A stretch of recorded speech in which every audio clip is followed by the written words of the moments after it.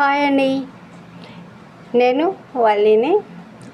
కరకరలాడే సగ్గుబియ్యం వడలు ఈ చిట్కా పాటిస్తే ఏమాత్రం నూనె పీల్చకుండా ఎంతో బాగా వస్తాయి.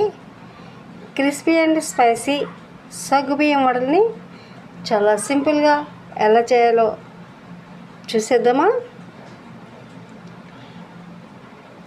ఒక గ్లాసు సగ్గుబియ్యాన్ని కొన్ని మంచినీళ్ళు వేసుకుని ఒకసారి రబ్ చేస్తూ కడిగి ఆ నీళ్ళను వంచేసేయాలి.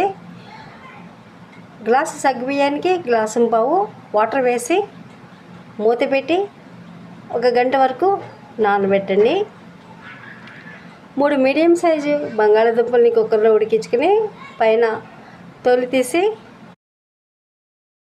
ఈ విధంగా బ్లెండ్ చేసుకుని సగ్గుబియ్యం వాటర్ అంతా పీల్చేసుకుని నానేయండి. వీటిని ఒక పెద్ద బౌల్లోకి తీసుకుని తురుముకున్న బంగాళాదుంపను కూడా వేసేసి 10 పచ్చిమిర్చి 2 ఇంచుల అల్లం కూడా కోర్సుగా క్రష్ చేసుకుని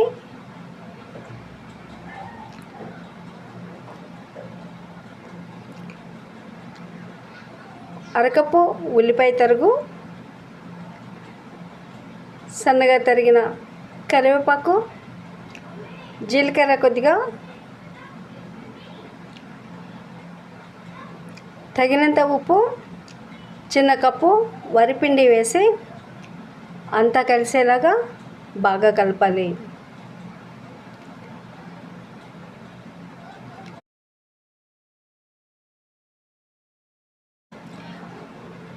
మూడు స్పూన్లు పచ్చిశనగపప్పు 1 గంట ముందుగా నానబెట్టుకుని వాటర్ లేకుండా శనగపప్పును కూడా వేసి మరొకసారి బాగా కలపండి.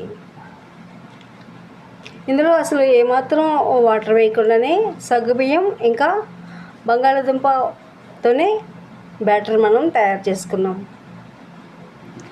డీప్ ఫ్రైకి సరిపడా ఆయిల్ వేసుకుని అరచేతికి కొద్దిగా ఆయిల్ అప్లై చేసుకుని రౌండ్గా చేసుకుని ఒకసారి బ్రష్ చేస్తే ఈ విధంగా వడలుగా చేసుకుని